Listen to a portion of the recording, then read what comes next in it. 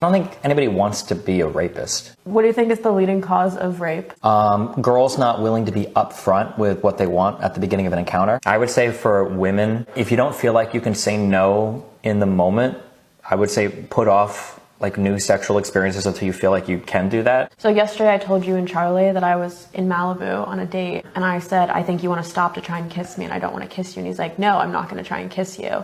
And then we stopped, and he still tried to kiss me and got physical with me. And your guys' response was, well, now you planted it in his head, and he's going to think he thinks it's a game. Because of how the culture exists right now, a girl might say, I've had a girl say this to me, where it was like, okay, we can do this, but we're not going to do anything sexual. Like something like that. And it ends up being like, the fact that they even brought it up means that it might be something that they want to entertain in the future, but there's kind of like a weird game being played. But even when I verbally say no, you guys are pointing to like the larger culture and saying like, well, there's these games being played.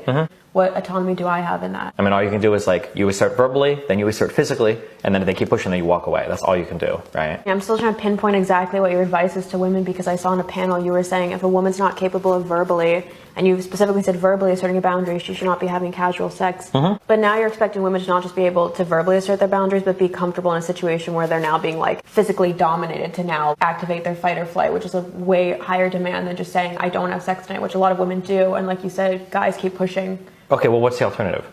Putting more onus on men. Really? We've been telling men don't rape and don't do this for a long time. Why would you send a woman to say no, to not go to bars? Yeah, but they don't. Right now, the cultural conditioning is that like it's expected for a woman to freeze up and just get raped. So do you agree then that your advice that women just need to be better at verbalizing no is like insufficient? Just verbalizing is not enough sometimes. Yeah, sometimes you have to like physically assert a boundary too, sure. If that's how most rapes are taking place, women are already like suggesting implicitly or explicitly that they don't have sex, and it reaches the point where they then have to push it, then I don't think that's ignorance on the guy's part. Well, it feels like you guys are like really obsessed with like, I want the guy to be like an evil rapist. So let's say I'm the perfect woman at asserting boundaries verbally. Like I say, before I even go to a guy's house, I don't want to go to your house because I don't want you to think I'm having sex with you. He's like, no, we can just chill and watch a movie. And then we go and we continue to drink. What? What's so funny? Why the fuck would you drink this much around a new person? That's so stupid. Evil. He is evil. He doesn't no, but he might be evil a little bit, but you're also really retarded.